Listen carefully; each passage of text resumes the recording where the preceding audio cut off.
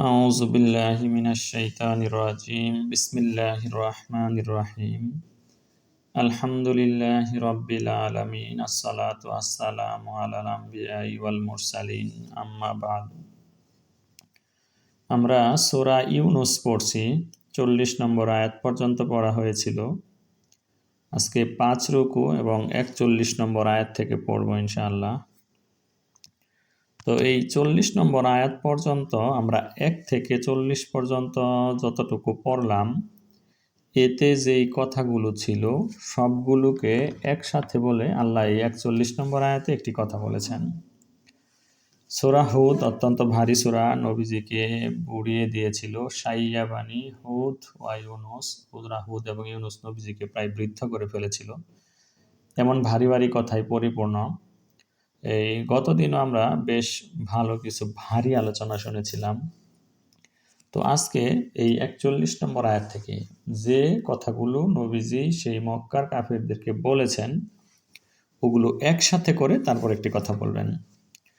কথাগুলো হচ্ছে, যেমন সূরার শুরুতেই আল্লাহর সাথে সাক্ষাৎ পোষণের একটি ব্যাপার ছিল। যেই লোকগুলো আল্লাহর সাথে সাক্ষাতের আশা পোষণ করে না, তারা দুনিয়াতে কি করতে পারে? খারাপ কাজ করতে পারে। যারা আল্লাহর সাথে সাক্ষাতের আশা করে না, তারাই রদু বিল হায়াতিদ দুনিয়া, দুনিয়ার জীবন নিয়ে সন্তুষ্ট থাকে, ওয়াতমাআন্নু বিহা, এবং এটা নিয়েই পরিতৃপ্ত থাকে। এটাই ইনাফ। দুনিয়াতে কামাই রোজগার, খাওয়া দাওয়া, ভোগ বিলাস, এগুলোই ইনাফ। এই ব্যাপারে যে নবীজি সতর্ক করলেন, আরও একটা জগৎ আছে। এই দুনিয়ার জীবন নিয়ে রাদু আর ইতমাআন্নু, সন্তুষ্ট পরিতৃপ্ত থাকা চলবে না, একটা ব্যাপার। এরপর হচ্ছে যে ইমানের কারণেই যে আল্লাহ পথ প্রদর্শন করবেন। ইয়াহদিহিম রাব্বুহুম বিঈমানিহিম, ইমানের কারণে আল্লাহ রাস্তা দেখাবেন। ইমান থাকলে আল্লাহ পথ প্রদর্শন করবেন, সত্যিকারের বিশ্বাসটা থাকলে। এরপর নবীজি আরো তাদেরকে বললেন, আসলে কোরআনই যে উত্তম হাদিস, এই ঘটনাগুলো গভীরভাবে উপলব্ধি করলে বুঝতে পারবেন যে কোরআনই উত্তম হাদিস। নবীজি এই কথাগুলোই বর্ণনা করেছেন। নবীজির হাতে কোনো গ্রন্থবদ্ধ বই ছিল না, মলাটওয়ালা এর ভেতরে কিছু ছিল না। তিনি মুখ দিয়ে যা বলতেন। তো তিনি তাদেরকে বলছেন যে আল্লাহ তোমাদেরকে শান্তির দিকে আহ্বান করেন। ওয়াল্লাহু ইয়াদউ ইলা দারিস সালাম, এগুলো তিনি মক্কার কাফিরদেরকে বললেন। আরো বললেন যে তিনি হচ্ছেন মাওলাহুমুল হক, তিনি তাদের প্রকৃত অভিভাবক, হক মাওলা। নবীজি আরো বললেন, ফামাযা বাদাল হাক্কি ইল্লা দালাল, হে মানুষ শোনো, সত্য ত্যাগ করার পর বিভ্রান্তি ব্যতীত আর কি থাকে? সত্যের খুব কাছে তাও মিথ্যা, অনেক দূরে তাও মিথ্যা। একটু আগে পরে আর কি। ফামাজা, কি থাকে? বাদাল হাক্কি, সত্যের পরে, ইল্লাদ দলাল, বিভ্রান্তি ব্যতীত আর কিছু থাকে না। তারপর আরো নবীজি তাদেরকে বললেন যে দেখো, যিনি পথ দেখাতে পারেন আর যারা দেখাতে পারে না, তারা কি সমান? কখনোই সমান না। আম্মাল্লা ইয়াহিদ্দি ইল্লা আইয়ুহদা, তাদেরকে পথ দেখানো না হলে তারা নিজেরাই চলতে পারে না, নিজেরা সংবিধান রচনা করতে পারে না, আইন বিধান রচনা করতে পারে না। যাদেরকে বলে না দিলে কিছু করতেই পারে না, তারা আর যিনি সবকিছুকে সুন্দর করে সাজিয়ে কোরআন সংবিধান বানিয়ে দিয়েছেন, তারা কি সমান? বললেন নবীজি বলেই যাচ্ছেন, ক্বালা রাসূলুল্লাহ সাল্লাল্লাহু আলাইহি ওয়াসাল্লাম, নবীজি বলেই যাচ্ছেন। তিনি আরো বললেন যে লোকজন, তোমরা তো কি করো না? জ্ঞান বুদ্ধি দিয়ে যাচাই করো না, শুধু তোমরা অনুমানের অনুসরণ করো। ইয়াত্তাবিউনা ইল্লা যন, সত্যের মোকাবেলায় তারা শুধু ধারণা করে। ইন্না যন্না লা ইউগনি মিনাল হাক্কি শাই, সত্যের মোকাবেলায় ধারণাগুলোর কোনো মূল্যই নেই, অনুমানের কোনো মূল্য নাই। নবীজি তাদেরকে আরো বললেন যে এই যে কিতাব, এটা তো তাফসিল আল কিতাব, বিস্তারিত ব্যাখ্যার কিতাব। তাসদীক আল্লাযী বাইনা ইয়াদাইহি, এর পূর্বে যে কিতাব দুটো আছে, তাওরাত ইনজিল, এগুলোর সমর্থক এবং বিস্তারিত কিতাব। এটা অনেক ব্যাখ্যা বিশ্লেষণের কিতাব। তারপর তিনি আরো বললেন যে এগুলো কিন্তু তার নিজের মস্তিষ্ক প্রসূত নয়, এগুলো মিন ইনদিল্লাহ, আল্লাহর পক্ষ থেকে এসেছে। এরপর নবীজি আরো বললেন তাদেরকে যে তারা অস্বীকার করছে কেন? বাল কাযযাবু বিমা লাম ইউহীতু বিহি বিইলমিহি, তারা বুঝতে পারে না বলে অস্বীকার করলো। যে বিষয়টা তারা জ্ঞানায়ত্ত করতে পারে নাই, এই জন্য অস্বীকার করে বসলো। জ্ঞান দ্বারা যে আয়ত্ত করবে এই জন্য জ্ঞান অর্জনের চেষ্টা করলো না, আমার মাথায় ধরে না, কাজে এটা ঠিক নাই। এমন অনেকগুলো দাওয়াতি কাজ একের পর এক নবীজি করলেন। কমপক্ষে কত এই 10টা বড় বড় রকমের বিষয় শুধু সূরা ইউনূসেই, যে বিষয়গুলো আমি এই ভূমিকাতে প্রথমে বললাম, এগুলো যখন নবীজি একের পর এক তাদেরকে বলে যাচ্ছেন, তো বলে যাওয়ার পর তাদের মধ্যে প্রতিক্রিয়া অতটা নাই, শুধু তারা শুনলো, অথবা তারা অমান্য করলো, অথবা নবীজির কথায় গুরুত্ব দিল না, এমনটি হলো।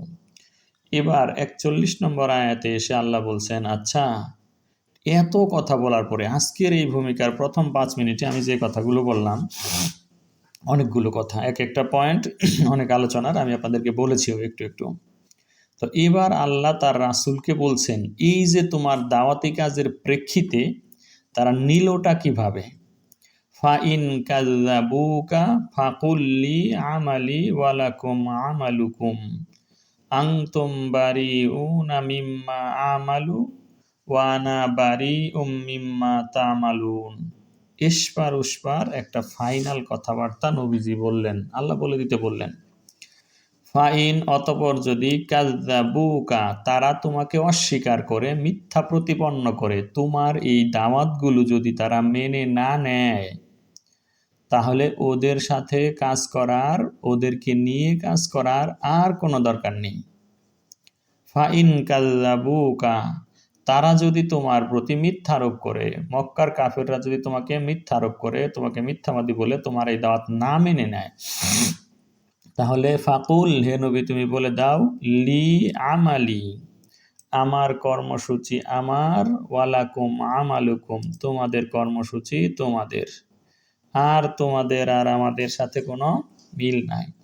আমাদের কর্ম এবং কর্মের দায়িত্ব এবং কর্মফল আমাদের, তোমাদের কর্ম তার দায়িত্ব এবং কর্মফল তোমাদের।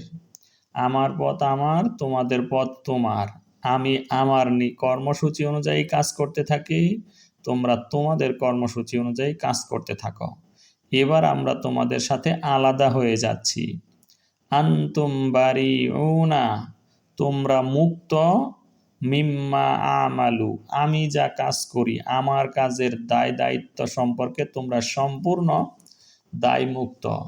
ওয়া আনা বারিউম মিম্মা তা'মালুন আর আমিও তোমরা যা করো সেই দায় মুক্ত। তোমাদের কোনো কাজের দায় আমার নাই, আমার কোনো কাজের দায় তোমাদের নাই। একদম স্পষ্ট কথা, যথার্থ কথা, যে এইখানে আর কোনো প্রকারের কি নাই, সন্দেহ সংশয় বা তাদের সাথে আর দাওয়াতি কাজের বিষয়বস্তু আছে কিনা, না, এবার মানে চূড়ান্ত পৌঁছানো হয়েছে। একটা দুটা না, এই কমপক্ষে 10টা কঠিনতম পয়েন্টে তাদেরকে বলে, তাও যখন তাদের সাড়া নাই, তাহলে আমি অযথা, তার মানে কি, এখন আমি শুধু আমার কাজের দিকে মনোনিবেশ করব। কিন্তু এখানে আরো একটু মজার বিষয় আছে, যে ব্যাপারটা শুধু এক বচনে একাকী আছে, নবীজি একাই। অর্থাৎ নবীজি বলতে চাচ্ছেন যে তোমাদের সাথে অযথা বিরোধ আর কুটতর্ক করার আমার আর প্রয়োজন নাই। দাস ফার নো ফারদার, অনেক হয়েছে, আর দরকার নেই। অযথাই বিরোধ, হ্যাঁ এটা তো স্পষ্ট হয়েছে যে তোমাদের পথ তোমাদের, আমার পথ আমার। আমি যদি মিথ্যা আরোপ করে থাকি তাহলে আমার কাজের জন্য আমি দায়ী হব, এর কোনো দায়ভার তোমাদের উপর পড়বে না। আর যদি তোমরা সত্য কথাকে মিথ্যা বলে থাকো, তাহলে এর মাধ্যমে তোমরা আমার কোনো ক্ষতি করতে পারবে না, এর দ্বারা তোমরা তোমাদের নিজেদেরকেই ক্ষতি করবে। বড় রকমের একটা কিছু থেকে তারা নিজেরা নিজেদেরকে বঞ্চিত করবে। দে উইল ডিপ্রাইভ দেমসেলভস, তারা নিজেদেরকে বঞ্চিত করবে। এতগুলো কথার প্রেক্ষিতে নবীজি এই কথাটা বলে দিলেন। এরপর আল্লাহ বলছেন, হ্যাঁ, দাওয়াতি কাজের কোর্স কমপ্লিট হয়েছে, কিন্তু এরপরেও হে নবী শুনে রাখো, ওরা করবে কি, ওয়া মিনহুম মান তাদের মধ্যে কেউ কেউ দুই একজন এমন আছে যে ইয়াস্তামিউনা ইলাইকা তোমার কাছে না শুনতে আসবে, মানবে না তারা কিছুই, কিন্তু শুধু শুনবে, তোমার প্রোগ্রামে তারা নিয়মিতই হাজির হবে। এই শ্রেণীর লোকটা থাকবে। চিন্তা করেন, মানে আল্লাহ কোনো একটা ফাঁক ফুকরও বাদ রাখেন নাই, কখন কি হবে না হবে। ব্যাপারটা অনেক মজার। এইরকম একটা এসপার ওসপার নবীজি হয়ে গেল, কাজের মিল নাই, ওরা যেহেতু মানবেই না। কিন্তু তারপরও নবীজির মজলিসে ওই কাফেরদের কিছু লোক থাকবে, শুনতে আসবে। ওয়া মিনহুম মান, তাদের মধ্যে কেউ কেউ এমনও রয়েছে যে ইয়াস্তামিউনা ইলাইকা, তোমার কথা কান পেতে শুনবে। মানে ইস্তামা ইয়াস্তামিউ, গভীর মনোযোগে শোনা, একেবারে নিয়মিত পার্টিসিপেন্ট হিসেবেই শুনবে তারা। ইয়াস্তামিউনা ইলাইকা, প্রোগ্রাম শুনতে আসবে, কিন্তু আল্লাহ নবীজিকে বলছেন, আহা আফা আনতা তুসমিউস সুম্মা ওয়ালাউ কানু লা ইয়াকিলুন। আফা আনতা, হে নবী তুমি কি, তুসমিউ শোনাতে পারবে, আসুম্মা এই বধিরটাকে কি তুমি শোনাইতে পারবে, ওয়ালাউ কানু লা ইয়াকিলুন তারা না বুঝলেও শুনে কি হবে, ওয়ালাউ কানু লা ইয়াকিলুন তারা যদি না বুঝে আমল করা শুরু না করে শুনে কি হবে, এই বধিরকে কি তুমি শুনাইতে পারবা? এটাকে তো শোনানো বলে না, এটাকে কিছুতেই শোনানো বলে না, শোনাও বলে না। অন্য আয়াতে আল্লাহ বলছেন, ওরা কি তোমার আলোচনা শুনছে মনে হয়? তারা কান পেতে রাখছে, শুধু ওদের মেটেরিয়াল সংগ্রহ করছে। অথবা আরেক আয়াতে বলছেন, ওরা তোমার দিকে তাকাইয়া আছে বটে, কিন্তু তারা দেখতে পাচ্ছে না তোমাকে, তাকিয়ে আছে কিন্তু মন উদাস অন্যদিকে। আফা আনতা তুসমিউ, হে নবী তুমি কি শোনাতে পারবে এই বধিরটাকে, আসুম্মা বধিরকে, ওয়ালাউ কানু লা ইয়াকিলুন যদি তারা না বুঝে কিন্তু শুনতে আসবে। তাহলে দেখুন, শোনার কিন্তু অনেক ধরন আছে। মানার উদ্দেশ্যে শোনা, নাকি জানার উদ্দেশ্যে শোনা, নাকি ভুল ধরার উদ্দেশ্যে শোনা, কোনটা কি কারণে? People listen, they want to listen, এই জন্যে না, মানে people listen what they want to listen, জনগণ সেটাই শুনে যে এটা তারা শুনতে চায়। কিন্তু মানতে চাওয়ার জন্য শোনা অথবা ভুল ধরতে চাওয়ার জন্য শোনা, অনেক রকমের শোনা হইতে পারে, শ্রবণ কয়েক রকমের হতে পারে। পশুরাও তো আওয়াজ শুনতে পারে। আবার একটা আছে যে আওয়াজ শুনলো, ওয়াজ না, আওয়াজ শুনলো, কথার যে ধ্বনি শব্দ হইল সেটা শুনলো। হ্যাঁ আমি তো লেকচারটা শুনলামই, কিন্তু কি বলল সেটা শুনলো না। শ্রবণ এমনও আছে যার মধ্যে অর্থের দিকে নজর থাকার শোনা। আবার এইভাবে শোনা যে আমি তো শুনছি, যুক্তিসঙ্গত কথা হলে আমি মেনে নিব, এটা শুনবো। কিন্তু যারা কোনো প্রকার বদ্ধমূল ধারণা রাখে, অন্ধবিদ্বেষে আক্রান্ত থাকে, আগে থেকেই ফয়সালা করে বসে থাকে যে আমি আমার নিজের উত্তরাধিকার সূত্রে পাওয়া যে আকীদা বিশ্বাসগুলো আছে, আমার যে পদ্ধতিগুলো আছে ইবাদতের, এবং আমার নিজের মনের যে প্রবৃত্তি আছে, আশা আকাঙ্ক্ষা আছে, আমার যে আগ্রহের কেন্দ্রবিন্দু আছে, এর বিরোধী যদি কোনো কথা হক, সেই কথাটা যদি অনেক যুক্তিসঙ্গতও হয়, তাও আমি মানব না, ওই নিয়তে মানব। কিন্তু অনেকে আবার এই কথাও শুনতে পারে যে না আমি আসলে মেনে নিব। তাহলে মানসিকতা যদি এরকম হয় যে নতুন কি বলে সেটা শুনবো, তাহলে এই লোকগুলো আসলে কিছু শোনে না এবং হেদায়েত পাবে না। আর যারা দুনিয়াতে শুনেই না, পশুদের মতো উদাসীন জীবনযাপন করে চারদিকে বিচরণ করা আর খাওয়া খাদ্য খোঁজা ছাড়া আর যাদের কোনো কিছুতে আগ্রহ নেই, খাবার, আয় রোজগার, ভোগবিলাস কোথায় আছে এগুলো যারা খোঁজে, প্রবৃত্তির স্বাদ আর আনন্দের পেছনে পাগলের মতো যে দৌড়ায়, যার চিন্তা ভাবনা করার শক্তিটা প্রায় নিঃশেষ হয়ে গিয়েছে, ওরা তো শুনেই না। তো এই দুই ধরনের লোকই বধির, হয় কান বধির না হয় মন বধির। আবারও বলছি, হয় কান বধির না হয় মন বধির, এই সবই বধির, তারা শুনবে না। গুরুত্বপূর্ণ কথা, মোটামুটি ফাইনাল হয়ে গিয়েছে যে তারা মেনে নিবে না, মানবে না, কিন্তু শুনতে ঠিকই আসবে। মাই ইয়াস্তামিউ ইলাইকা, এটা আল্লাহ নবীজিকে সতর্ক করে দিলেন যে আচ্ছা ওরা কিন্তু শুনতে আসবে, মানবে না, ওরা বধির, তুমি শোনাতে পারবো না, কিন্তু শুনতে আসবে, আসুক। কিন্তু আবার অনেকে এমনভাবে শুনতে আসবে মনে হবে যেন তারা জেনুইন পার্টিসিপেন্ট, একদম রিয়েলি তার নবীজির খুব কাছেরই লোক। আল্লাহ বলে দিচ্ছেন, সব খবর গড় গড় করে বলে দিচ্ছেন। ওয়ামিন হুম, তাদের মাঝে এমন লোকও আছে, মাই ইয়াংজুরু ইলাইকা, তোমার দিকে তাকিয়ে থাকে, একদম চোখে চোখ রেখে খুব ভালো করে শুনেছে, অ্যাক্টিভ পার্টিসিপেন্ট। এমন করে নবীজির দিকে তাকিয়েও থাকবে, এদিক ওদিক অমনোযোগী শ্রোতা পেছন দিয়ে বসেছে এমন না, নবীজির চোখে চোখ রেখে তারা কথা বলবে, এরকম কাছাকাছি বা খুব মনোযোগী মনে হবে। কিন্তু আল্লাহ বলছেন আফা আনতা তাহদিল উমিয়া, এই অন্ধটাকেও কি তুমি হেদায়েত দিতে পারবে? ওয়ালাউ কানু লা ইউবসিরুন, তারা যদি দেখতে না চায়, তারা না দেখলেও এই এদেরকে তুমি কিভাবে হেদায়েত দিবা? আফা আনতা তাহদি, তুমি কি হেদায়েত দিতে পারবা, পথ নির্দেশ করতে পারবা? আল উমিয়া, এই অন্ধদেরকে, ওয়ালাউ কানু, যদিও তারা লা ইউবসিরুন, দেখতে পাচ্ছে না। দেখুন এই যে অন্য আয়াতের কথা বলছিলাম, এই আয়াতেই বেরোলো যে তারা তাকিয়ে আছে তোমার দিকে। আগের আয়াতে বললেন ওরা তো শুনতেই আছে, কিন্তু শুনতে শুনতে বধির তারা, তারা কানে ঠসা, কানে খাটো, শর্ট অফ হেয়ারিং, একদম বধির। তো এই বধিরদেরকে শোনানো যাবে না। আগেই কিন্তু আল্লাহ বললেন মাইয়াস্তাম ইউ ইলাইকা, গভীর মনোযোগে শুনতে আসছে, আল্লাহ বললেনি এখানে, আবার বলতেছে এইখানে এক শব্দ পরে যে এরা তো বধির। তার মানে কি, মানার জন্য শুনতে আসে নাই, অনেক শুনে গভীর মনোযোগে, ইস্তামা ইয়াস্তামিউ মানে অনেক বেশি করে মনোযোগ দিয়ে শোনা। কাসরাতুল মাবানি কাসরাতুল মানি, অনেক বেশি অক্ষর, অনেক বেশি অর্থ। সামিয়া ইয়াসমাউ মানে শ্রবণ করা। তাহলে এই যে তারা শুনবে, শুনতেছে, তারা কিন্তু ব্যাপারটা ফাইনাল হয়ে গিয়েছে, তারা মানবে না। তোমাদের পথ তোমাদের, আমাদের পথ আমাদের। লাকুম দিনুকুম ওয়ালিয়া দিন, লি আমালি ওয়ালাকুম আমালুকুম, আমার প্রোগ্রাম কর্মসূচি আমার, তোমার প্রোগ্রাম কর্মসূচি তোমার বা তোমাদের। এগুলো বলার পরও ওদের কিছু লোক নবীজির কাছে গভীর মনোযোগে কথা শুনতে আসবে। আল্লাহ বলছেন এই বধিরটাকে কি তুমি শোনাইতে পারবা, সে না বুঝলেও? তাহলে কারা বধির, কেমন ধরনের বধির, এটা বোঝা গেল।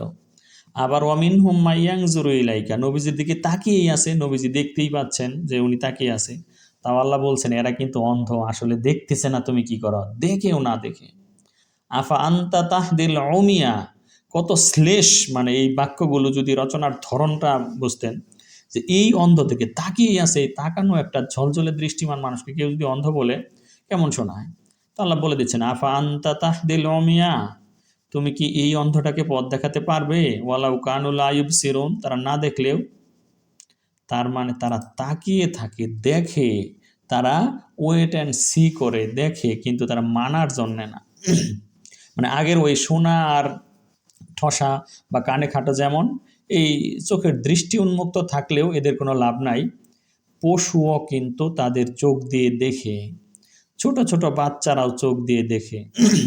এই দৃষ্টি তো আসল দৃষ্টি না। মনের দৃষ্টি যদি উন্মুক্ত না থাকে, চোখ দিয়ে দেখলেই কি হলো, তার তো অন্তর্দৃষ্টি নাই, বাসিরাত নাই। বাসারাত আছে, চোখের দৃষ্টি আছে, সে বুঝবে না। এই জিনিসটা, অন্তর্দৃষ্টি যদি কারো অর্জিত না হয়, তাহলে সে সব কিছু দেখেও কিছুই দেখে না। সে সব কিছু দেখেও কিছু দেখে না, কারণ সে বিশ্লেষণ করতে পারে না। মানুষের যদি চোখ থাকতো, একটা ঢাকা, চট্টগ্রাম বা যে কোনো পৃথিবীর মহানগরীতে একদিন ঘুরে এসে সে বলতো যে এটা আনলিভেবল, বসবাসের অযোগ্য, এখানে থাকা যায় না। মানুষ চোখ নিয়েই ঘুরে বেড়ায়, কিন্তু সে একটু পরে দৃষ্টিভঙ্গি বলতে দিলে বলতে পারে না, কারণ সে ওই চোখে দেখে নাই। সে শুধু চর্মচক্ষে অবলোকন করেছে, বুঝতে পারে নাই ভালো মন্দ, তার দৃষ্টি নাই। এই জন্য আল্লাহ তাদেরকে এই এইভাবে বললেন। তো এই যে দুটো আয়াত, এই দুটো আয়াতে নবীজিকে সম্বোধন করে বলা হলো যে তুমি যাদেরকে সংশোধন করার উদ্যোগ নিয়েছিলা তারা অন্ধ আর বধির। যদিও গভীর মনোযোগে শুনতে আসে, তোমার মজলিসে বসে তোমার কথা শুনছে, তোমার সাথে বাক্যালাপ করছে, তোমার দিকে তাকিয়ে আছে, এরপরেও তাদের উপাধি হচ্ছে অমিয়া আর সুম্মা। সুম্মুম বুকমুন অমিউন ফাহুম লা ইয়ারজিউন, যে একটা বলেন বোবা বধির, অন্ধ, তারা বুঝবে না।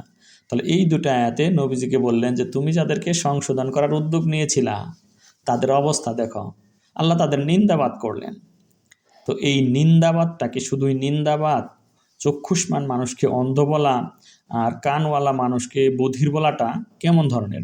এটা শুধু নিন্দাবাদ না, মানে বিদ্রূপের বাণে বিদ্ধ করে তাদের মনের সুপ্ত মনুষ্যত্বকে জাগিয়ে তোলার একটা ব্যাপার ছিল। আমিও যদি আপনাদেরকে বলি যে হ্যাঁ, অনেকেই হয়তো অ্যাসেসিং দ্য পরিস্থিতি মূল্যায়ন করছেন যে ওয়াজটাকে আমাদেরকেই বলা হচ্ছে, আমরাও তো অনেক দিন ধরে শুনছি, ওস্তাদ কি আমাদেরকেই বললেন? হ্যাঁ, যদি মানুষ এভাবেই বলে, চক্ষুষ্মান মানুষকে যদি কেউ বলে যে তুমি কি অন্ধ দেখো না, তার মধ্যে তাকে অন্ধ বলাটা উদ্দেশ্য না, তার ভেতরের জ্ঞান চক্ষুকে জাগিয়ে তোলার জন্য বলা, যে তুমি দেখো না কেন, তুমি কি ঠসা, কানে খাটো নাকি, শুনছো না কেন, এতবার যে বললাম। তার ভেতরের যে সুপ্ত মনুষ্যত্ব, সত্য গ্রহণের যে ক্ষমতাটা আছে, সেটাকে জাগিয়ে তোলার জন্য আল্লাহ এভাবে বললেন। চোখ আর কানের মাধ্যমে তাদের মনের ভেতরে প্রবেশ করার পথ খুলে দেওয়াটা এর উদ্দেশ্য, যে আমি তোমার চোখের ভেতর দিয়ে তোমার মনে প্রবেশ করব, তোমার কানের ভেতর দিয়ে তোমার অন্তরে প্রবেশ করব, এই কথাগুলো সত্যতা যাচাইয়ের জন্য। কাজে ভালো করে দেখো, ভালো করে শোনো, যাতে ওই মনে বা ওই অন্তরের এই যুক্তিসঙ্গত কথাগুলো সমবেদনাপূর্ণভাবে খুবই উত্তম উপদেশ মাওয়াইজাতুন হাসানা সহ সেখানে পৌঁছে। এই জন্য এইভাবে বলা যে এই অন্ধটাকে তুমি শুনাইতে পারবা না, এই বধিরটাকে, এই অন্ধকে তুমি দেখাইতে পারবা না, বধিরটাকে শুনাইতে পারবা না। তাহলে এইখানে খেয়াল করুন যে এখানে বাক্যের বর্ণনা পদ্ধতিটাও মানে কিরকম, কোনো সৎ লোক আর অসৎ লোকদের মধ্যে যদি চারিত্রিক গুণাবলী সহকারে বাস করতে থাকে, দু ধরনের লোকই থাকে, তো এই আন্তরিকতা, এই দরদ বা সহনশীলতা, সহানুভূতি, এগুলোর মধ্যে তখন বলে না যে দেখো আমি এত কাজ করতেছি, তুমি যদি একটু বুঝতা, তুমি, আমিও তো দেখতে পাই যে আমি তোমার সাথে থেকে আমি এই যে দেখি, তুমি দেখো না কেন। একসাথে থেকেও তাদেরকে দেখিয়ে যাওয়া যে দেখো তোমাদের জীবনযাপন প্রণালীতে এখানে একটু সমস্যা আছে, ওইখানে একটু প্রবলেম, এটা ঠিক করো, ওটা ঠিক করো, তো এরকম করে তাদেরকে। কিন্তু মানে এই যে এই সব কিছু কি আদেশ দিয়ে বলা যায়? অন্ধ কেন বললেন আল্লাহ? বধির কেন বললেন আল্লাহ? যে তোমরা তো দেখতেছ এই যে নবীজির জীবনযাপনের পদ্ধতি, তার পুত পবিত্র জীবন থেকে কেউ শিক্ষা নিচ্ছে না কেন? উনি কেন গিয়ে বলবেন তোমরা গরিব দুঃখীদেরকে সাহায্য করো, কর্জে হাসানা দাও? নবীজি তার যে নিজের জীবন, এটা দিয়ে তো দেখাচ্ছেন। এই তার জীবনটা ইটসেলফ একটা দাওয়াতি কাজ, তিনি যুদ্ধ জিহাদ করতে বলবেন কেন? তিনি তো করে দেখাচ্ছেন। তো সব ধরনের কাজ, তাহলে তোমরা অন্ধ মানে কি? তোমরা কি দেখছো না ওই ব্যক্তির জীবনটা দিয়ে যে সে দাওয়াতি কাজ করছে, তার কাজগুলো তো এমনভাবে, নবীজির কাজগুলো action speak louder than speech, কারো কাজটা কথার চাইতে দ্রুত, মানে অনেক উচ্চভাবে মানুষ শুনতে পায়। অ্যাকশন স্পিক লাউডার মানে কথায় আপনি যত এই ভোকাল বা গলা ফাটিয়ে বলতে না পারবেন, কাজ দিয়ে তার চাইতে বেশি বলা যায়।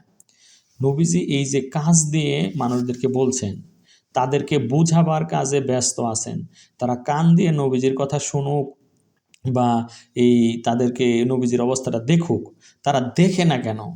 এদের মনের কানে কি তালা লাগছে? হৃদয়ের চোখ কি অন্ধ হয়ে গেছে? তারা বোঝে না কেন? মানে এটা দেখেই বোঝার কথা যে আমাদেরও এমন করা উচিত। এরপর নবীজি আল্লাহর বাণী তাদেরকে বলেন।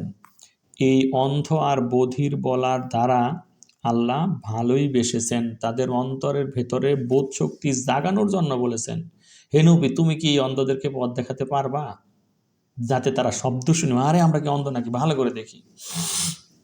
আসলে কথা হলো ইন্নাল্লাহা লা ইয়াজলিমুন নাসা শাইআ, আল্লাহ মানুষের প্রতি জুলুম করেন না। এই দুটা শব্দ বলেও তাদেরকে গালি দেননি। এই যে বধির আর অন্ধ বলে তাদের ভেতরের অনুভূতিটা জাগাতে চেয়েছেন মাত্র। এই জন্য এরপরেও যদি ইমান না আনে, ইন্নাল্লাহা লা ইয়াজলিমু, আল্লাহ কিন্তু জুলুম করেন না, আন্নাসা মানুষের প্রতি, শাইয়া কিছু মাত্র, বরং ওয়ালাকিন কিন্তু বরং, আন্নাসা মানুষই, আনফুসাহুম ইয়াজলিমুন মানুষই নিজেদের উপর নিজেরা জুলুম করে থাকে, আল্লাহ জুলুম করেন না। এত দয়ালু মানুষ, কথার মাধ্যমেও সম্বিত ফিরিয়ে দিতে চান, সেই আল্লাহ কখনো জুলুম করেন না। ওয়ায়াউমা ইয়াহশুরুহুম, ইয়াউমা সেদিন, ইয়াহশুরুহুম তাদেরকে আল্লাহ কি করবেন? হাসর করবেন, এই মানুষদেরকে জমা করবেন। উপদেশ শেষ। এই যে বললো আল্লাহ জুলুম করেন না, জুলুম করেন না মানে কি? আল্লাহ তো তাদেরকে শোনার মতো কানটা দিয়েছিলেনই, মানার মতো মনটাও দিয়েছিলেন, হক আর বাতিলের পার্থক্য দেখার ও বুঝার শক্তিও দিয়েছিলেন। দেখার শক্তি আর বুঝার শক্তি যতটা প্রয়োজন ছিল ততটা তিনি দিতে কার্পণ্য করেননি, মানুষকে বোধ শক্তিও দিয়েছেন। কিন্তু মানুষ কি করলো? প্রবৃত্তির দাসত্ব করলো, দুনিয়ার প্রেমে মত্ত হলো, নিজেরাই নিজেদের চোখকে কানা করে নিল, নিজেরাই নিজেদের কানে তালা লাগিয়ে দিল। সদুপদেশ আর রুচে না, শুনতে মন চায় না। কাজ না করলে ওটা শুনতে মন চাবে কেন? কাজ করলে মজা পাওয়া যাবে, আর একটু করতে মন চাবে। তো এই জন্য ওই আল্লাহ তাদের চোখ কান অন্ধ করে দেননি, নিজেরা করেছে। নিজেরা নিজেদের এই দুনিয়ার প্রেমে মত্ত হয়েছে, নিজেদের চোখ নিজেরা অন্ধ করেছে, নিজেদের কানে নিজেরা তালা লাগিয়েছে এবং অন্তরকে বিকৃত করে ফেলেছে। শুনছে। তো এর মধ্যে কি হয়েছে? ওই যে যা কিছু শুনলো তার আলোকে কাজ না করার কারণে ভালো মন্দের পার্থক্য, ভুল নির্ভুলের জ্ঞান, বিবেকের সজীবতার কোনো লক্ষণ পাওয়া যায় না। আরে স্প্রিংয়ে চাপ দিলে লাফ দিয়ে উঠবে। একটা আল্লাহ এবং আল্লাহতে বিশ্বাসী মানুষকে কোনো তাদের কথা বলা হলে তারা সেটা পালনের জন্য মুখিয়ে থাকবে, কখন পালন করতে পারে। কিন্তু দীর্ঘদিন যদি ওই রকমেরই আচরণ করে, তাহলে এক পর্যায়ে কাজ না করার একটা মানসিকতা তৈরি হয়ে যাবে। যে কোনো কিছুই মানুষের কন্ট্রোলিং পাওয়ারের মাধ্যমে অনেক কিছুই উন্নত করতে পারে। যেমন কেউ অনেকদিন প্র্যাকটিস করলো, দুঃখের সময় কান্নাকাটি করবে না, সে কান্নাকে চেপে রাখবে। অনেকদিন চেষ্টা করলে সে পাবে। দম ফাটানো হাসির কৌতুক শুনেও তার হাসিকে নিয়ন্ত্রণ করার জন্য বেশ কিছুদিন চেষ্টা করলে সে পেয়ে যাবে, ওটা করবে না। আরও অনেক শরীরবৃত্তীয় উদাহরণ আছে যেগুলো আপনি পারবেন কন্ট্রোল করতে। এইভাবে এই যে এত চমৎকার চমৎকার উপদেশ শুনে শুনে আমল না করার যে অভ্যাস গড়ে তুলতে হচ্ছে, এর কারণে হবে কি, শেষ পর্যন্ত শুধু শোনাটাই ভালো লাগবে। এইটার মধ্যে সে একটা রেজিস্ট্যান্স অবস্থা হয়ে যাবে, যে এই যে শুধু শুনবে, আর মান্য করা হবে না। বিবেকের সজীবতা, এই যে ইনস্ট্যান্টেনিয়াস, তাৎক্ষণিকভাবে এই যে কাজ করতে হয়, আমল করতে হয়, এই স্পৃহাটা রহিত হয়ে যাবে এবং প্রোক্রাস্টিনেশন, দীর্ঘসূত্রিতার একটা মনোভাব তার ভিতরে পয়দা হয়ে যাবে এবং সে লোক আর স্মার্টলি কোনো কাজ করতে পারবে না। তো এই যে তারা সেখানে পড়ে রবে, দোষ কি আল্লাহর রাসূলের, কোরআনের? না, তাদের they themselves are responsible for this, তারা নিজেরাই এর জন্য দায়ী। ওয়ালাকিন কানু আনফুসাহুম ইয়াজলিমুন, তারা নিজেরাই নিজেদের প্রতি জুলুম করেছিল। ওয়া ইয়াউমা ইয়াহশুরুহুম, কিয়ামতের দিন এদেরকে আল্লাহ কি করবেন? হাসর করবেন, একত্রিত করবেন। কাল্লাম ইয়ালবাসু, তো আল্লাহ যখন জিজ্ঞাসা করবেন কতদিন ছিলা, তো ওদের কাছে মনে হবে ইল্লা সাআতাম মিনান নাহার, এই তো কোনো এক মুহূর্তকাল, 1 ঘন্টা বা একদিন, এই একটু কয়েক দণ্ড ছিলাম সেখানে। ইয়াতারাফুনা বাইনাহুম, তারা বুঝতে পারবে, চিনতে পারবে, একে অপরকে চিনবে যে তোমাদের সাথেই তো ছিলাম।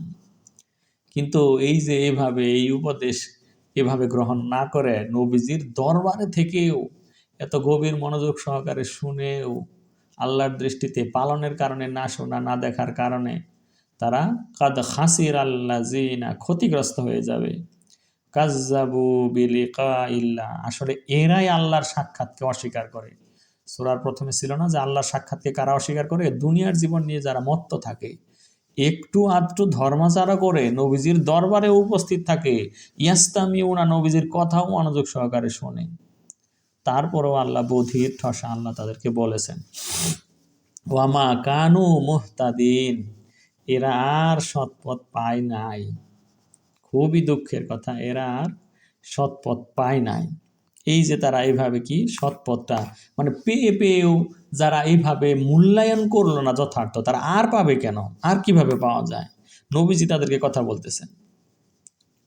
তাহলে তখন তারা বুঝতে পারবে এই যে অল্প সময়ের কেন, ওদেরকে কিয়ামতের দিনে একত্র করে যখন আল্লাহ বলবেন কতক্ষণ ছিলা, যে অবস্থিতির ওই একটা মুহূর্ত মাত্র, এই যে কিয়ামতের দিনের 50,000 বছরের তুলনায় দুনিয়ার জীবনের অবস্থিতি তো খুবই অল্প। তোরা একে অপরের দিকে তাকাবে, দেখবে তাদের সামনে যে অগণিত ভবিষ্যৎ পড়ে আছে, এর তুলনায় তাদের অতীতের কাটানো দুনিয়ার জীবনটা বড়ই সামান্য আর নগণ্য মনে হবে।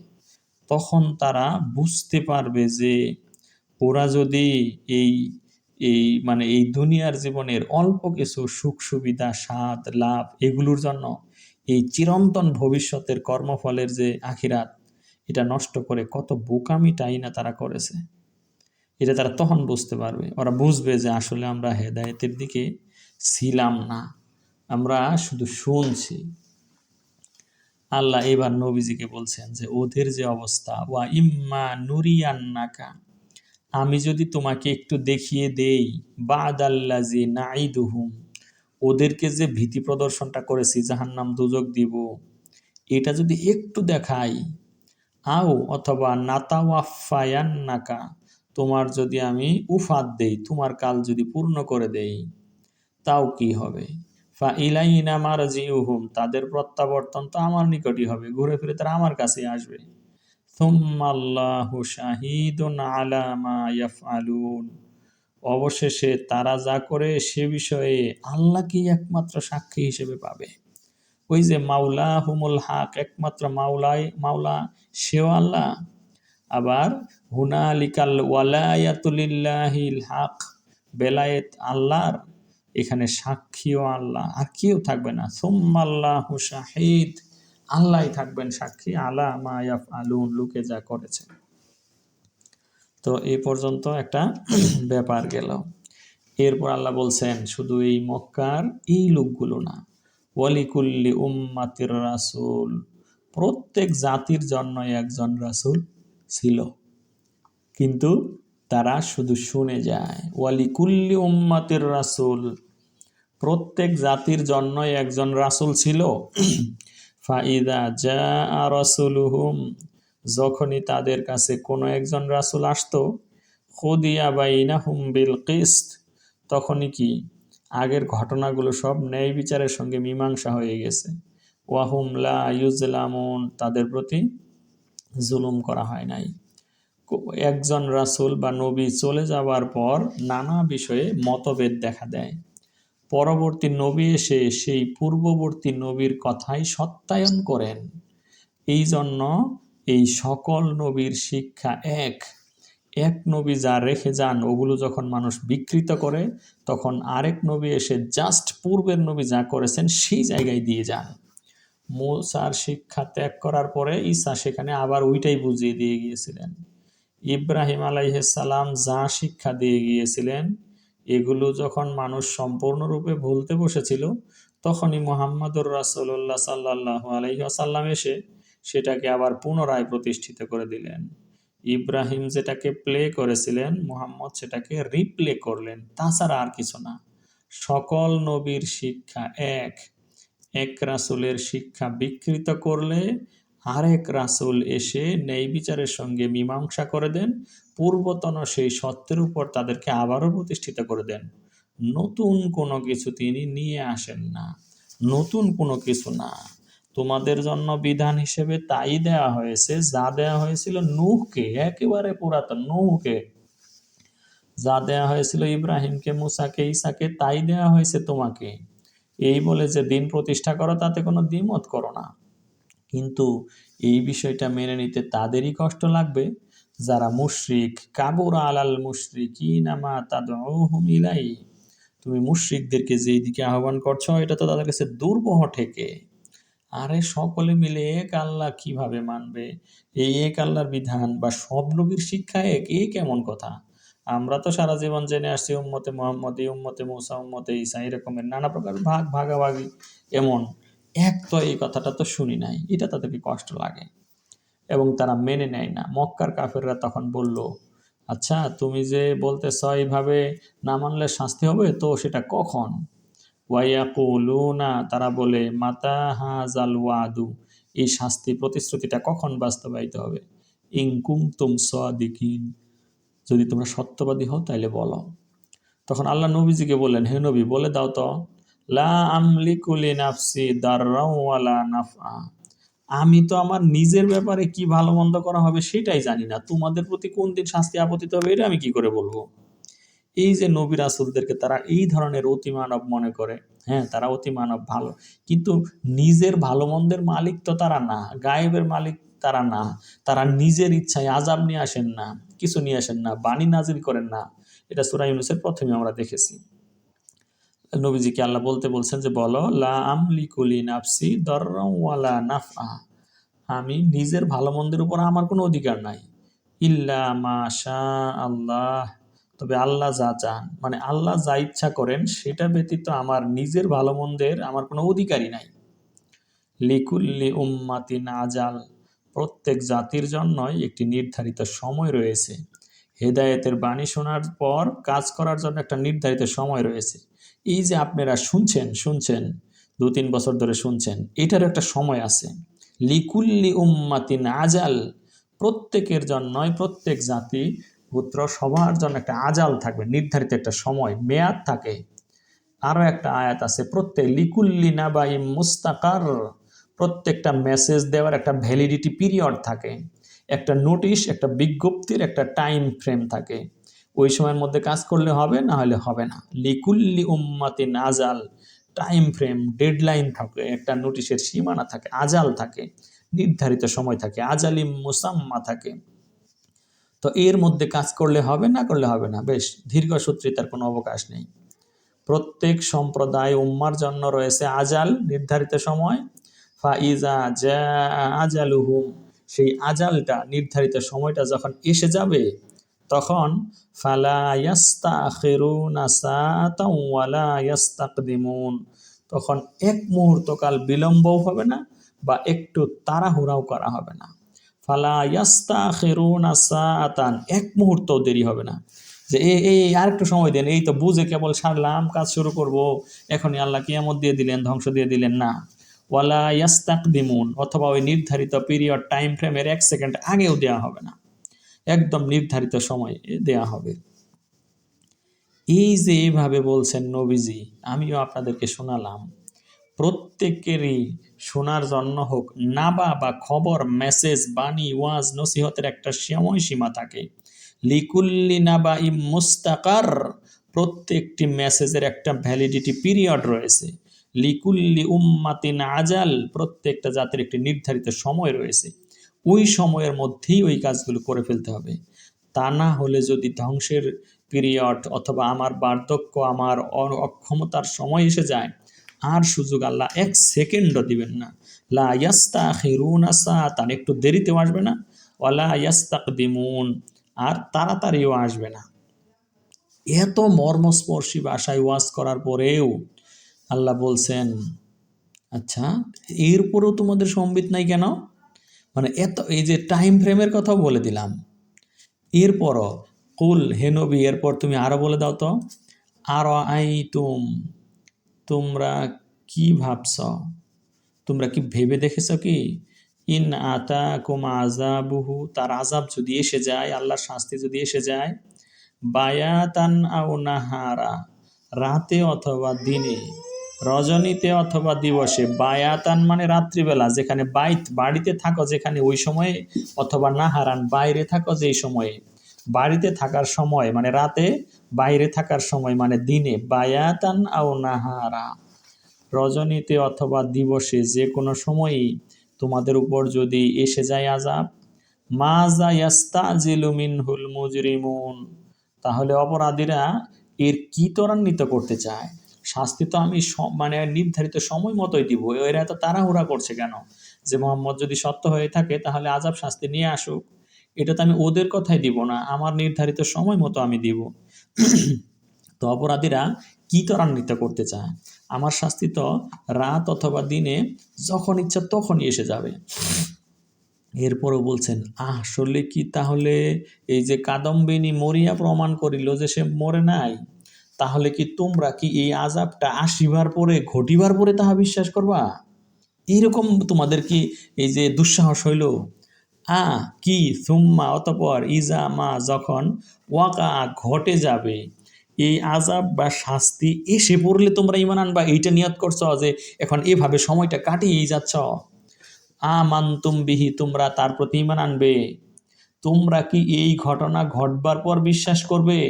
শাস্তির সংবাদ, 10 নম্বর বিপদ মানে সংকেত দেখলে তখন তোমরা এই কাজ করবে নাকি? সুম্মা ইজা মা ওয়াকা আমানতুম বিহি, এটা ঘটবার পর তোমরা বিশ্বাস করবা নাকি? মানে করে দেখাইতে হবে। এই যে আসছে আল আন, এতক্ষণে হবে না। আল্লাহর কথা বলার ধরনটা খেয়াল করেন। আল আন, এখন আনলে হবে। ওয়াকাদ কুনতুম বিহি তাস্তাজিলুন, তোমরাই তো এটা ত্বরান্বিত করতে চাইছিলে, আজাব আসে না কই, এভাবে তো চলি, ঠিকই তো আছে মনে হয় কোনো রকমের। সমাজে যদি অত কিছু বিশৃঙ্খলা বা অন্যায় থাকতো তাহলে তো আল্লাহ ধ্বংসই করে দিতেন, কিছু তো একটা আছে মোটামুটি ওয়াকাদ কুনতুম বিহি তাস্তাজিলুন, শাস্তিটা তোমরাই ত্বরান্বিত করতে চাইলা। আল আন, এখন তাহলে কি এই যে আল্লাহ হেদায়েত করছেন, এটা হবে ওটা হবে, আজাল নির্ধারিত সময়, তাহলে ওই সময়ের একেবারে 11th আওয়ারের শেষে যখন ঘটনা এসেই যাবে, তখন এটা ঘটবার পর তোমরা বিশ্বাস করবে নাকি? কেমন মানে তোমাদের এই রকমের এই অলসতা কেন? সুম্মা কিলা, ওই বিপদ এসে গেলে তো তখন আর রেহাই দেওয়া হবে না, কোনো রেয়াত দেওয়া হবে না, ফাঁক থাকবে না, অবকাশ নাই। কিলা, তখন বলা হবে লিল্লাযিনা যালামু, যারা জুলুম করেছিল এই জালেমদেরকে বলা হবে যুকু আযাবাল খুলদি, তোমরা এই চিরস্থায়ী শাস্তি, আযাবাল খুলদ, জান্নাতুল খুলদ না, জাহান্নামুল খুলদ, এই যে চিরস্থায়ী আযাবে তোমরা প্রবেশ করো। যুক, ওইটা চেখে দেখো। হাল তুজজাউনা, তোমরা পুরস্কার পেলে কি যা করেছিলে তাছাড়া অন্য কিছুর? হাল তুজজাউনা, তোমাদেরকে প্রতিফল দেয়া হলো ইল্লা বিমা কুনতুম তাকসিবুন, তোমরা যা অর্জন করেছিলে, যা তোমাদের প্রাপ্য ছিল, তাছাড়া অন্য কিছু কি দেওয়া হলো এই শাস্তির মাধ্যমে? জিজ্ঞেসটা কেমন করে করবেন যে তোমরা এই যে স্থায়ী শাস্তি আস্বাদন করো, এই দুজকে ঢুকে যাও, তো তোমরা যা করতেছিলে তারই তো প্রতিফল দেয়া হলো। তোমাদেরকে কি প্রতিফল দেয়া হলো? তোমরা যা কিছু উপার্জন করেছো তার বিপরীত কিছু না। হাল তুজজাউনা, তোমাদেরকে প্রতিদান দেয়া হচ্ছে কি ইল্লা ব্যতীত বিমা যাহা কুনতুম তাকসিবুন, তোমরা যা অর্জন করতেছিলে, তোমরা যা এই উপার্জন বা অর্জন বা এই যে কর্ম করতেছিলে সেগুলোর ভিত্তিতেই তো আমি দিলাম, আমি তো জুলুম করিনি, আমি তোমাদের প্রতি জুলুম করি নাই। এরপরেও এত কিছু বলার পরেও নবীজিকে জিজ্ঞেস করছে, আচ্ছা আপনি যে এতগুলো আয়াত কথা বললেন এগুলো কি সত্য? চিন্তা করেন মানুষের কেমন পরিস্থিতি, তাহলে কেমন করে শুনে বুঝতেই পারলেন। আমাকেও জনগণ জিজ্ঞাসা করে, মর্মস্পর্শী ঘন্টার পর ঘন্টা ওয়াজ করি, তাও বললে যে আপনি কি আসলে এটাই করতে বলতেছেন? ওয়াইয়াস্তামবিউনাকা, লোকে তোমার কাছে জানতে চায়, এত এত কিন্তু শুনলো জানলো বুঝলো, এরপরেও ইয়াস্তামবিউনাকা, লোকে তোমার কাছে জানতে চায় হাক্কুন হুয়া, হে মোহাম্মদ তুমি যা বলছো এগুলো কি আসলেই সত্য? এরকমই কি ব্যাপারটা, কি ঠিক এরকমই? মানে এই যে ডাবল ট্রিপল যাচাই, মানে আপনাদেরও তো মনে হয় আসলেই কি উনি যেভাবে বলেন ঠিক অমনই কিনা। এত কিছুর পরে ওই লোকেরা না পিছপা হয় নাই, মানে নাই, কিন্তু নবীজির কাছে শুনতেই আসছে, দরবারেও বসছে। এত কিছুর পরেও আল্লাহ আজাব গজবের ভয় দেখানো, এই সময় গেলে হবে না, অথবা প্রত্যেকের সময় আছে, করলে করো না করলে নাই, এরপরেও লোকেরা জিজ্ঞাসা করতেছে, আচ্ছা এটা কি সত্য, ঠিকঠাক কি এগুলোই যে বললেন এগুলি কি? ওয়াইয়াস্তামবিউনাকা, লোকেরা তোমার নিকট জানতে চায় কি হাক্কুন হুয়া, সেটা কি সত্য নাকি? তখন নবীজি বলেন, আবার তোমরা এতক্ষণ এইটাই জিজ্ঞেস করো যেটা সত্য কিনা? কুল ই, আরে হ্যাঁ অবশ্যই, ও রব্বি, আমার প্রতিপালকের কসম করে, আমি কি তোমাদের সাথে মজা করছি নাকি? কুল ই ও রব্বি, হ্যাঁ হ্যাঁ আমার প্রতিপালকের শপথ করে বলছি, ইন্নাহু লা হাক্কুন, ইন্নাহু নিশ্চয় নিশ্চয়, লাম জবর লা মানে আরেকবার নিশ্চয়, রাব্বি আমার কসম করে, আরে হ্যাঁ হ্যাঁ হ্যাঁ, কিভাবে, কতগুলো কথা। তারা জিজ্ঞেস করলো আসলে কি এইভাবেই সত্য, এগুলি সত্য? নবীজি বললেন কুল ই ওয়া রব্বি ইন্নাহু লা হাক্কুন, কয়বার জোর দেওয়া যায় একটা কথাতে? 4বার জোর দেওয়া। হ্যাঁ অবশ্যই অবশ্যই শিওর নিশ্চিত, আমার রবের কসম করে বলছি যে এই ব্যাপারগুলো সত্য। কিন্তু এমন সত্য ওয়ামা আনতুম বিমুজিজিন, এটা তোমরা ব্যর্থ করতে পারবা না, এই আল্লাহর বিধান প্রতিষ্ঠিত হওয়াটাও ব্যর্থ করতে পারবা না, এবং আল্লাহর শাস্তি যে তোমাদের উপর আসবে সেটাও তোমরা ব্যর্থ করতে পারবা না, তোমরা এগুলো ব্যর্থ করতে পারবা না। তো এই 53 নম্বর আয়াতটাতে এসে রুকু শেষ, অনেক ভারী কথা। 54 নম্বর আয়াত থেকে আবার অন্য কথা শুরু। তো আজকে এই পর্যন্তই থাক, অনেক ভারী কথা বলে ফেলেছি, যে এই 10টা বিষয়ের কথা মনে করিয়ে দিয়ে আল্লাহর সাথে সাক্ষাতের আশা পোষণের ব্যাপার, তারপরে এই যে ইমানের কারণে সৎ পথ পাওয়ার ব্যাপার, আল্লাহ শান্তির দিকে আহ্বান করেন, আল্লাহ মাওলাহুল হক।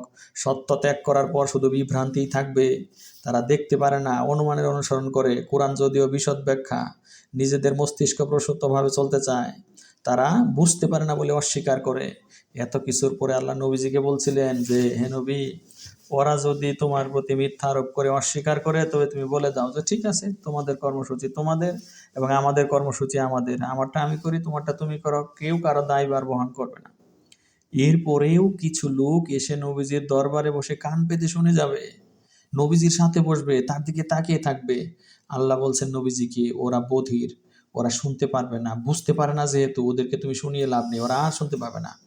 কেউ কেউ তোমার দিকে তাকিয়েও থাকবে, এত কাছে থেকে মনে হবে অ্যাক্টিভ পার্টিসিপেন্ট, কিন্তু অন্ধ, সে দেখতে পাবে না, ও না দেখলে তুমি তাকে হেদায়েত দিতে পারবে না।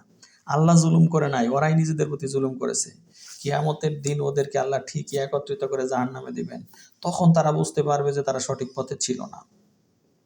তো এরপরে প্রত্যেক জাতির জন্য রয়েছে রাসূল। আবারও বলে দিলেন, যদি তোমরা সত্যবাদী হও এটা বলো, আল্লাহ ইচ্ছা করলে আমি তোমাদেরকে আগেও বলছেন যে নবীজি বলে দিচ্ছেন যে আমি তো আগে বলিনি, আল্লাহর হুকুমই তোমাদেরকে বলে দিয়েছি। এরপর আল্লাহ একটু ভাবতে বললেন, নির্দিষ্ট সময়ের কথা বললেন, এই যে শুনছো, প্রত্যেকটি মেসেজেরই তো একটা কাল আছে, তাহলে কি আযাব গজব ঘটলে পরে তোমরা ঈমান আনবা? তখন তো আর ঈমান আনয়ন করা যাবে না। এত কিছুর পরেও, এত শোনার পরে আবার জিজ্ঞেস করছে, হাসাই এটাই কি সত্য, মানে আপনি যা বললেন এইভাবেই কি? তখন নবীজি আরো জোর করে বললেন, ই ওয়া রাব্বি, হ্যাঁ, আল্লাহর কসম, এটাই সত্য, এটাই হবে।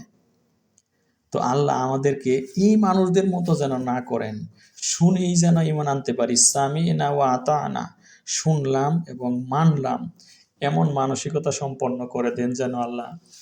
আল্লাহ আমাদের ভেতরের অলসতা, জড়তা এগুলো দূর করে দেন, এবং এক আল্লাহর পথে যেন আমাদেরকে স্মার্ট, চটপটে পাওয়া যায়, শোনা মাত্র যেন বিধান পালন করতে পারি, সেই ধরনের মানসিকতা যেন দান করে। আস্তে আস্তে যেন আমরা শুধু না মানা আর শোনার দিকে ঝুঁকে না পড়ি, শুধুই যেন না শুনি।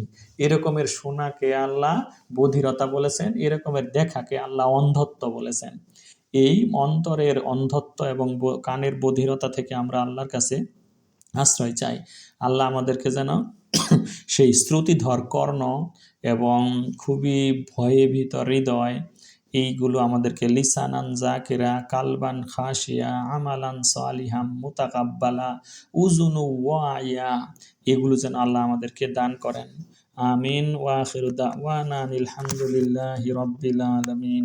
সুবহানা রাব্বিনা রাব্বিল ইজ্জাতি আম্মা ইয়াসিফুন ওয়া সালামুন আলাল মুরসালিন ওয়ালহামদুলিল্লাহি রাব্বিল আলামিন।